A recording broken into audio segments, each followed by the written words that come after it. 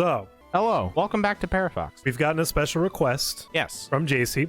I am, off the top of my head, because I had no preparation time for this, Yeah. I want to at least name 5 horror movies for beginners. In no particular order? In no particular order. Okay. Step 1. We're going to do There- this while we fight Misty. While we fight Misty. Just the real horror letting you know. story here. Yeah. Yeah, the real horror story. I would say if you are looking for kind of like a horror movie, you can always do well in creature flick. Okay. There is one movie that I loved growing up as a child. It is very cheesy. It's got Kevin Bacon. All right. It's got Reba McEntire. All right. Everyone knows who knows. It's Tremors, baby. Oh, It's fucking Tremors. Oh, shit. Now, let me tell you something about Tremors. You ever been scared of worms? Yeah. Well, Or now no? you're going to get more scared in a larger scale. Oh. Actually, it's not really scary at all, Oh. but it is exciting. So, Tremors, for those who don't know, is about Okay. this little town called, I think it was like Nowhere or Perfection, Arizona. Yeah. Kevin Bacon is trying to get up out the town because he says, there ain't nothing for me here. He puts on his cowboy hat, and they're Okay. about to leave town. But guess what? His car breaks down. Oh, no. So they go and they check out what's going on with the car, and they see this worm thing. Uh-oh. They find this worm on the Uh-oh. car, and then, Wow, that was really easy. oh my god, we kill her already? Yeah. Wonderful. So they basically find this worm car, but they find out that's not the worm. Oh, There's no. something a little more to it, and I won't give it away. Oh. But it's got Reba McEntire, shooting guns, Yep. big worms that are in the ground. And the first one is actually pretty clever. Number 2, you'll just start to see like an exponential decline. Yeah. But that'd probably be one of my first recommendations. Everyone who's trying to get into horror movies, go watch Tremor. I Okay. love creature flicks. All right. Number 2 is also a creature flick. Uh-oh. And you it's like more- creature flick. I would say they're the easiest one to get into if you're new to horror. Yeah. I myself am a very big fan of psychological, like Hereditary or Midsommar or possibly Parasite, if you could consider that one to be a horror. Would you consider Get Out to be a psychological horror? Yes, Okay, just making sure. Get Out is wonderful. Absolutely one. Actually, yeah, quick one. I'll throw Get Out into there as a special mention. Yeah. But Absolutely lovely movie. All of a sudden forgetting his name. Jordan Peele. Jordan Peele, that's right. Jordan Peele does a great job. Jordan Peele, crazy how it was his first movie. I still cannot believe that. And then at some point, we're gonna watch Candyman. Oh yeah, that's I'm right. excited for that one. Candyman. I will review it briefly here on the channel once I watch it. Yeah. We've been Parafox movie reviews. yeah, we've been looking towards doing like review videos because both of our we like to criticize things like with entertainment and We love the criterion flavor in our mouth. yeah, like we love listening or we love watching The Needle Drop, Anthony Fantano. You like watching him. I disagree with him on my favorite album. Favorite album? No. What's your But- favorite album? No, I just disagreed with him on a Glass Animals release. That's all it was. Oh. But to get back to my list. Yes. Number 2, it would be the Gremlins. Gremlins. There is something about a horror comedy. I saw that recently for the first time. And if you don't want to watch Gremlins, you could substitute it with Small Soldiers. That is a really fun movie.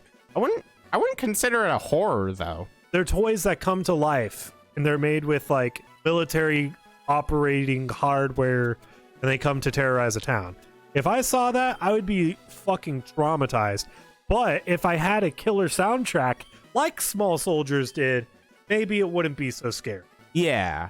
I'm gonna teach a Squeefum Water Pulse to bump up the damage a little bit. Bump it up, you know what I mean? Bump up the value. To bump up the volume. But I would say you should. I think newbies should watch the Gremlins. Okay. I guess another special mention would be a Tobey Maguire classic, The Curse of the Red Baron. Tobey Maguire was in a horror movie? Yeah, like when he was like really young, Oh, like baby Toby Maguire. that's funny. Yeah, Curse of the Red Baron, special mention. This third one, I want to say, just because it's like easier to get into, All right. Cabin in the Woods. Cabin in the Wood. Cabin in the Woods is going to give you a really good foundation to where all horror movies go. Uh-huh. It is a horror movie about tropes.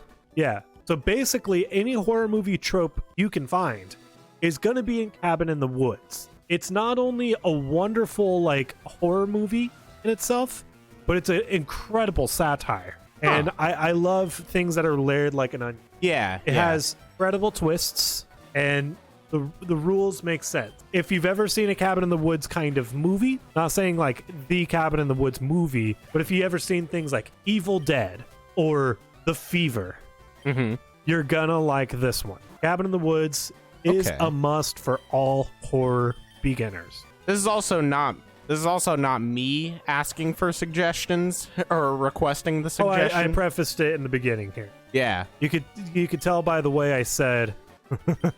you get it. So I would say, trying to think of like a psychological horror, psychological thriller, but that one's really hard. I guess if anything, Psycho maybe. Psycho. Psycho, the original one, because something about Alfred Hitchcock's framing, which is something that has always inspired me. See, that's crazy. I was kind of thinking something like Texas Chainsaw Massacre. No, that would like I feel like you'd have to be into slasher Yeah.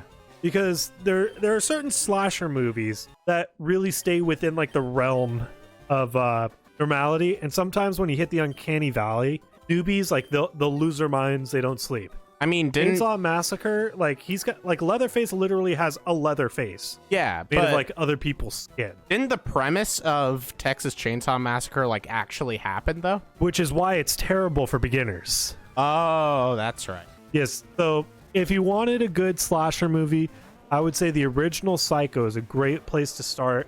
It's older, Yeah. but it's not going to bore you. The special effects are, to today's standards, a little cheesy. Yeah. And that actually kind of helps. But the way the movie is shot and the dialogue and how it's written is all incredibly believable. And the twist really solidifies the entire narrative. The fact that we change around main characters as well, I think is a narrative phenom. I love when stories do that. I think a good beginner movie would be maybe Blair Witch Project also. I would highly recommend Paranormal Activity before Blair Witch Project. Before Blair Witch Project? Before Blair Witch Project. But if you want a found footage movie Yeah. to really start off on, Cloverfield is your best bet. Oh, yeah? Like I said, if there's a good genre of horror movies for people who want to get into horror movies, it's creature film. Like Yeah. things that are just not gonna happen in this real world. At least that's what I've noticed. So if you really want my recommendation, Yeah. Cloverfield is your best found footage film. Okay. As far as that, if you want some really good expert horror, well, of course, you got your Midsommar. You got your basically anything by Ari. God damn it, what's his name? You guys know the director of Hereditary. He does great horror. Put up the name right here. Yeah, there we go. That name. Yeah, that name. I also rewatched Insidious, Yeah. and that's a wonderful intermedia kind of one. I also saw that for the first time with you. It was a breath of fresh air for the time it came out in. One of my favorite things that has ever happened. Oh shit, Chris is going stand mode. I'm in stand mode just because I have been very conscious about ergonomics. He got used to his standing desk that he got, and now he's just trying to emulate that by standing up. Yes. It's wonderful and great for my back. But I think like the one thing I found not the one thing I found. But I meant to say I made a very big mistake. Yeah.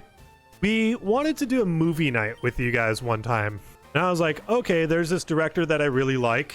Yep. And again, it was the director of Hereditary. I brought over Midsommar. Yep. And I had never seen it. Your family had never seen it. Nope. But Haven't. I'm sure the audience can attest how weird this movie is. And I thought it was just going to be like the acid scenes. Oh, believe me, it's good in it's like visual weird in a good effects, way. Wonderful. Yeah. All the weird and awkward scenes, though. Oh my god! Like, what? I don't know what was going through my head. That was one of those movies where it's like I should have pre-screened this before I brought it over to my in-laws' house. And your mother was with us. She didn't watch the entire movie, but Yeah, she didn't watch the entire movie, but she got up to like the whole like weird sex scene and moaning parts, which was just fucking weird. Oh yeah, that It was a fucking wonderful movie though. There are a lot of moments in that movie where it's just like, why? It's also just sheer anxiety producing. Oh yeah, especially the acid scene. I don't know. Sometimes those were like really nice, but when they got like crazy, they got fucking crazy. Like when shit started to morph. Yeah, honestly, I feel like if there's a good way to portray psychedelics, that movie probably did it the best. That is, well, I can't vouch for that because I have not done drugs ever because you are a minor. Because I am a minor. Well, so try and sue me now. I will say psychedelics are just a chore. Like, they're a chore, man. Like, there's a certain time where it's like, I feel like with weed, it's just like, it's all maintainable, and then it'll come down at some point, and it's fine. It's all timely. But with like psychedelics and everything, it's just, you get to the point and you're like, okay, I get it. Can I get off the ride now? And then it's like, no, there's still like 10 more hours of this. So you would say it's like being on a roller coaster that just continues looping around? Your brain definitely does. They're like with like thought loops and everything. It's it's so stupid. It's so stupid. I think people should only ever do it once. It's one of those drugs where it's just like no one could get hooked on this. Yeah. There's no possible way for someone to just be like, you know what? I'm gonna do acid like 4 days in a row. Oh, because I feel like you feel fucking exhausted. Unless you're insane. Yeah. Fucking. I guess. Not Roger Waters, but the fucking original Pink Floyd guy. Yeah. That's the myth I was going around with him. He did too much acid and he went crazy. I think he was just crazy, and then the acid just kind of said, "Hey, I'm here." People were like, "Wow, that's really weird." That's crazy, bro. Yeah, but you know, the world is scary, but there's less scary movies out there. I highly recommend you check them all out. And I guess with that, next time on Parafox, I will possibly think of some more scary movies, and we'll do some scary things to the world's Pokemon and their trainers.